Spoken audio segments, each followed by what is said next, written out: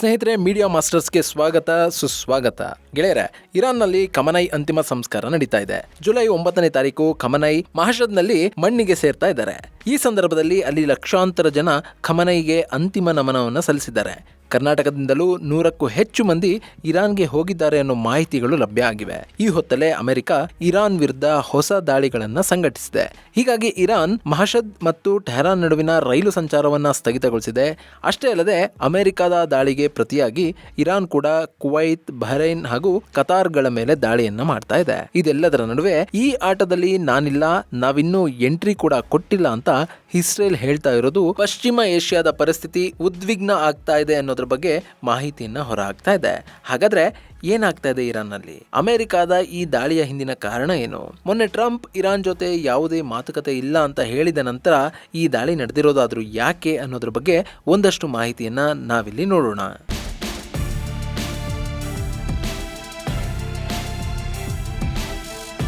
ಗೆಳೆಯರೆ, ಇರಾನ್ನ ಈ ಹಿಂದಿನ ಸರ್ವೋಚ್ಚ ನಾಯಕನಾಗಿದ್ದ ಅಯತುಲ್ಲಾ ಅಲಿ ಖಮನೈ ಅಂತಿಮ ಸಂಸ್ಕಾರ ಮಹಷದ್ನಲ್ಲಿ ನಡೀತಿದೆ. ಅಲ್ಲಿನ ಇಮಾಮ್ ರೇಜಾ ಶ್ರೈನ್ನಲ್ಲಿ ನಡೀತಿರೋ ಕಾರ್ಯಗಳಿಗೆ ಲಕ್ಷಾಂತರ ಮಂದಿ ಸಾಕ್ಷಿಯಾಗಿದ್ದಾರೆ.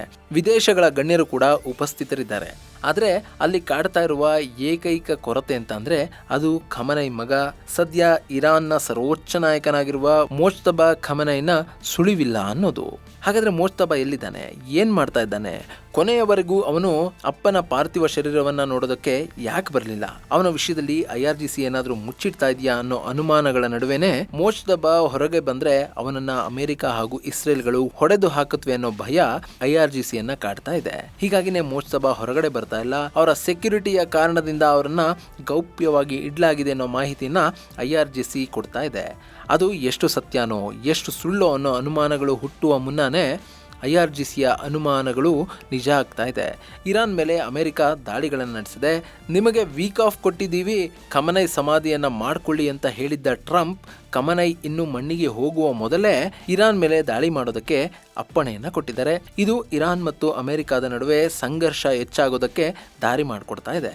ಇಲ್ಲಿ ಏನಾಗಿತ್ತು ಅಂದ್ರೆ, ಇತ್ತೀಚೆಗೆ ಡೊನಾಲ್ಡ್ ಟ್ರಂಪ್ ಇರಾನ್ನ ಆಡಳಿತದ ವಿರುದ್ಧ ಕಿಡಿಕಾರಿದ್ರು. ಇರಾನ್ ಜೊತೆಗಿನ ಎಲ್ಲ ಒಪ್ಪಂದಗಳು ಕಡಿತಗೊಂಡಿವೆ. ಇರಾನ್ ಜೊತೆ ಮಾತುಕತೆ ಮಾಡೋದಕ್ಕೆ ಏನೂ ಉಳಿದಿಲ್ಲ. ಒಂದು ವೇಳೆ ಅವರೇನಾದರೂ ಮತ್ತೆ ಹಾರ್ಮುಜ್ನಲ್ಲಿ ದಾಳಿಯನ್ನ ಮುಂದುವರಿಸಿದ್ರೆ ನಾವು ತಕ್ಕ ಪ್ರತ್ಯುತ್ತರವನ್ನು ಕೊಡ್ತೀವಿ ಅಂತ ಟ್ರಂಪ್ ಹೇಳಿದ್ರು. ಆದರೆ ಅಲ್ಲಿ IRGC ಸುಮ್ಮನಿರಲಿಲ್ಲ. ಅವರು ಹಾರ್ಮುಜ್ ಜಲಸಂಧಿಯಲ್ಲಿ ಸಾಗ್ತಾ ಇದ್ದ ವ್ಯಾಪಾರಿ ಹಡಗುಗಳ ಮೇಲೆ ಬಾಂಬಿಂಗ್ ಮಾಡಿದ್ರು. ಈ ದಾಳಿಯಲ್ಲಿ 3ಕ್ಕೂ ಹೆಚ್ಚು ಹಡಗುಗಳು ಡ್ಯಾಮೇಜ್ ಆಗಿವೆ ಅಂತ ಅಮೆರಿಕ ಹೇಳ್ತಾ ಇದೆ.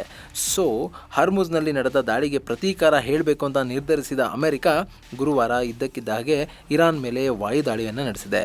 ಆ ದಾಳಿಯಲ್ಲಿ ಸುಮಾರು 90 ಕಡೆಗಳಲ್ಲಿ ಬಾಂಬಿಂಗ್ ಮಾಡಲಾಗಿದೆ. ಅದರಲ್ಲಿ ರೈಲ್ವೆ ಲೈನ್ಗಳು, ಪ್ರಮುಖ ವ್ಯಾಪಾರಿ ಕೇಂದ್ರಗಳು, ಬ್ರಿಡ್ಜ್ಗಳು, ಡಿಸ್ಯಾಲಿನೇಷನ್ ಪ್ಲಾಂಟ್, ಎಲೆಕ್ಟ್ರಿಕ್ ಪ್ಲಾಂಟ್ಗಳು ಸೇರಿದ ಹಾಗೆ ಇರಾನ್ನ ಪ್ರಮುಖ ಬಂದರುಗಳ ಮೇಲೆ ಕೂಡ ಬಾಂಬಿಂಗ್ ಆಗಿದೆ. ಅದರಲ್ಲೂ ಚಬಾರ್ ಹಾಗೂ ಬಂದರ್ ಅಬ್ಬಾಸ್ ಬಳಿಯಲ್ಲಿ ಅಮೆರಿಕ ದಾಳಿ ಮಾಡಿರೋದನ್ನ ನೋಡಿದ್ರೆ ಅವರ ಟಾರ್ಗೆಟ್ ಇರಾನ್ನ ಆರ್ಥಿಕ ಶಕ್ತಿಯನ್ನ ಕುಂದಿಸೋದು ಅನ್ನೋದು ಸ್ಪಷ್ಟ ಆಗ್ತಾ ಇದೆ. ಇನ್ನು ಈ ದಾಳಿಯಲ್ಲಿ ಸುಮಾರು 14 ಮಂದಿ ಇರಾನ್ನ ಪ್ರಜೆಗಳು ಸಾವನ್ನಪ್ಪಿದ್ದಾರೆ. ಹಾಗೆ 70ಕ್ಕೂ ಹೆಚ್ಚು ಮಂದಿ ಗಾಯಗೊಂಡಿದ್ದಾರೆ ಅನ್ನೋ ಮಾಹಿತಿಯನ್ನ ಅಲ್ ಜಜೀರಾ ಹೊರಹಾಕ್ತಾ ಇದೆ. ಗೆಳೆಯರೆ, ಇಲ್ಲಿ ಈ ದಾಳಿಗಳು ಏಕಾಏಕಿ ನಡೆದಿಲ್ಲ. ಬದಲಾಗಿ ಹಾರ್ಮುಜ್ನಲ್ಲಿ ವಾಣಿಜ್ಯ ಹಡಗುಗಳ ಮೇಲೆ IRGC ಬಾಂಬಿಂಗ್ ಮಾಡ್ತಲ್ಲ, ಆ ನಂತರ ಅಮೆರಿಕದ ಅಧ್ಯಕ್ಷ ಡೊನಾಲ್ಡ್ ಟ್ರಂಪ್ ಈ ಬಗ್ಗೆ ಮಾತಾಡಿದ್ರು. Probably hit them hard again tonight ಅಂತ ಟ್ರಂಪ್ ಹೇಳಿದ್ರು. ಅಷ್ಟೇ ಅಲ್ಲದೆ anything that happens is going to happens very fast ಅನ್ನೋ ಮಾತು ಟ್ರಂಪ್ ಬಾಯಿಂದ ಹೊರಬಿದ್ದಿತ್ತು. ಹೀಗಾಗಿ ಬುಧವಾರ ರಾತ್ರಿನೇ ದೊಡ್ಡ ಪ್ರಮಾಣದಲ್ಲಿ ದಾಳಿ ಆಗಬಹುದು ಅನ್ನೋ ಮುನ್ಸೂಚನೆ ಸಿಕ್ಕಿತ್ತು. ಅಲ್ಲಿ ಎಲ್ಲವೂ ಅಂದುಕೊಂಡಂತೆ ಆಯಿತು. ಸೆಂಟ್ರಲ್ ಕಮಾಂಡ್ ಕಳೆದ ರಾತ್ರಿ ಈ ದಾಳಿಗಳನ್ನು ಸಂಘಟಿಸಿದೆ. ಅಷ್ಟೇ ಅಲ್ಲದೆ ಈ ದಾಳಿಗಳ ಜೊತೆಗೆ ಖರ್ಗ್ ದ್ವೀಪಗಳಲ್ಲಿನ ಆಯಿಲ್ ಅನ್ನು ಕೂಡ ಅಮೆರಿಕದ ಪಡೆಗಳು ಸೀಸ್ ಮಾಡಿಕೊಳ್ಳುವ ಬೆದರಿಕೆಯನ್ನು ಕೂಡ ಹಾಕಿವೆ. ಇದು ಅಮೆರಿಕ ಮತ್ತು ಇರಾನ್ ನಡುವಿನ ಸಂಘರ್ಷವನ್ನ ಇನ್ನಷ್ಟು ಹೆಚ್ಚಿಸಬಹುದು ಅಂತ ಹೇಳಲಾಗ್ತಾ ಇದೆ. ಮತ್ತೊಂದು ಕಡೆ ಅಮೆರಿಕದ ದಾಳಿಗಳಿಂದ ಕಂಗೆಟ್ಟಿರೋ ಇರಾನ್ ಕತಾರ್, ಕುವೈತ್ ಹಾಗೂ ಬಹ್ರೈನ್ನಲ್ಲಿನ US ಬೇಸ್ಗಳ ಮೇಲೆ ದಾಳಿ ಮಾಡಿದೆ. ಆದರೆ ಅರಬ್ ದೇಶಗಳು ಇರಾನ್ನಿಂದ ಬಂದಂತಹ ಸಾಕಷ್ಟು ಡ್ರೋನ್ಗಳನ್ನ ಹಾಗೂ ಮಿಸೈಲ್ಗಳನ್ನ ಏರ್ ಡಿಫೆನ್ಸ್ಗಳ ಮೂಲಕ ಹೊಡೆದು ಹಾಕಿವೆ. ಸದ್ಯ ಈ 3 ಅರಬ್ ದೇಶಗಳಿಗೂ ಹೆಚ್ಚಿನ ಹಾನಿ ಏನು ಸಂಭವಿಸಿಲ್ಲ. ಆದರೆ ಮುಂದಿನ ದಿನಗಳಲ್ಲಿ ಕೂಡ ಈ ದಾಳಿಗಳು ಮುಂದುವರಿಯುವ ಭಯ ಅವರನ್ನ ಕಾಡ್ತಾ ಇದೆ.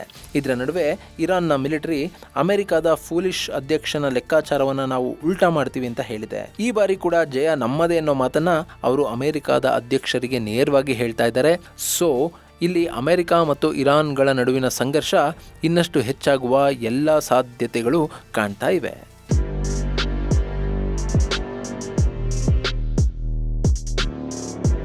ಗೆಳೆಯರೆ, ಇಲ್ಲಿ ಇಷ್ಟೆಲ್ಲ ಆಗ್ತಾ ಇದ್ರು ಇಸ್ರೇಲ್ ಮಾತ್ರ ಈ ಆಟದಲ್ಲಿ ನಾನಿಲ್ಲ ಅಂತ ಹೇಳ್ತಾ ಇದೆ. ಹಾಗೇನೆ ಅಮೆರಿಕ ನಡೆಸಿರುವ ದಾಳಿಗೂ ತನಗೂ ಸಂಬಂಧ ಇಲ್ಲ ಅನ್ನೋದನ್ನ ಸ್ಪಷ್ಟಪಡಿಸಿದೆ. ಸದ್ಯಕ್ಕೆ ಇಸ್ರೇಲ್ ಇರಾನ್ ಮೇಲೆ ಯಾವುದೇ ಸ್ಟ್ರೈಕ್ ಮಾಡ್ತಾ ಇಲ್ಲ. ಅವರು ಹೆಜ್ಬುಲ್ಲಾದ ಕಡೆಗೆ ಹೆಚ್ಚಿನ ಗಮನವನ್ನು ಕೊಡ್ತಾ ಇದ್ದಾರೆ. ಈಗಾಗಲೇ ಹೆಜ್ಬುಲ್ಲಾದ ಪ್ರಮುಖ ಕಮಾಂಡರ್ ಒಬ್ಬನನ್ನ ಹಿಡಿದು ತಂದಿರೋದಾಗಿ ಇಸ್ರೇಲ್ ಹೇಳ್ಕೊಂಡಿದೆ. ಇದರ ನಡುವೆ ಅಮೆರಿಕ ಇರಾನ್ ನೆಲದ ಮೇಲೆ ದಾಳಿ ಮಾಡಿದೆ.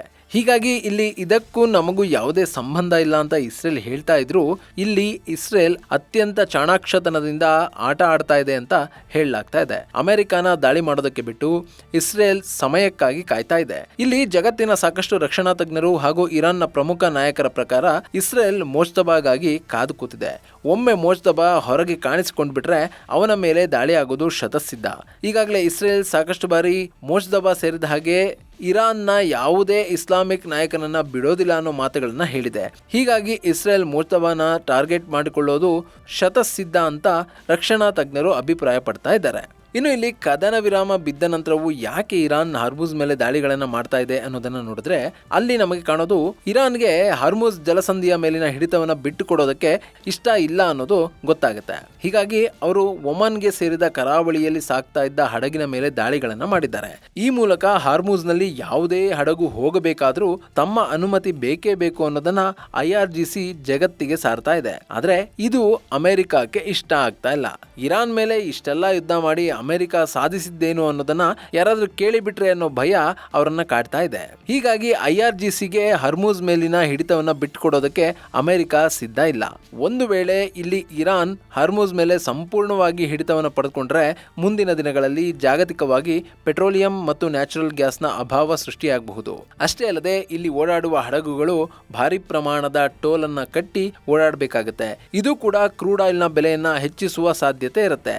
ಹೀಗಾಗಿನೇ IRGC ಹಾರ್ಮುಜ್ ಮೇಲಿನ ಹಿಡಿತವನ್ನ ತನ್ನಲ್ಲೇ ಇಟ್ಕೊಳ್ಬೇಕು ಅಂತ ಬಯಸ್ತಾ ಇದ್ರೆ ಅಮೆರಿಕ ಅಲ್ಲಿ ಫ್ರೀ ಮೂವ್ಮೆಂಟ್ ಅನ್ನ ಮಾಡಿಕೊಡಬೇಕು ಅನ್ನೋ ನಿಟ್ಟಿನಲ್ಲಿ ಈ ಕ್ರಮಗಳನ್ನ ಕೈಗೊಳ್ತಾ ಇದೆ.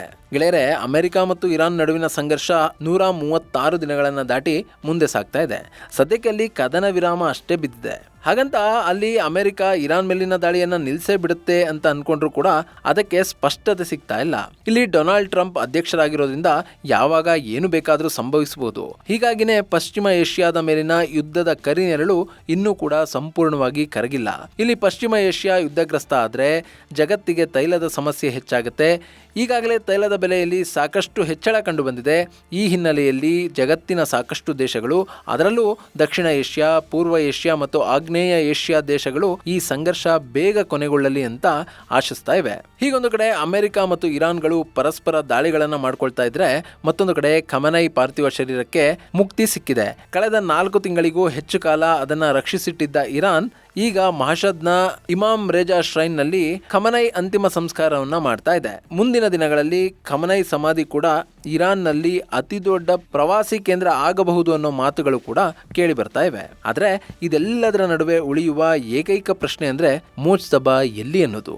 ಇದು ಗೆಳೆಯರೆ, ಇರಾನ್ ಮೇಲೆ ಅಮೆರಿಕ ನಡೆಸಿರುವ ದಾಳಿ ಮತ್ತು ಅದಕ್ಕೆ ಇರಾನ್ನ ಪ್ರತಿಕ್ರಿಯೆ ಬಗ್ಗೆ ಒಂದಷ್ಟು ಮಾಹಿತಿ. ಮುಂದಿನ ವಿಡಿಯೋದಲ್ಲಿ ಮತ್ತೊಂದು ವಿಶೇಷವನ್ನ ನಿಮ್ಮ ಮುಂದಿಡ್ತೀನಿ. ಅಲ್ಲಿವರೆಗೂ ಜೈ ಹಿಂದ್, ಜೈ ಕರ್ನಾಟಕ.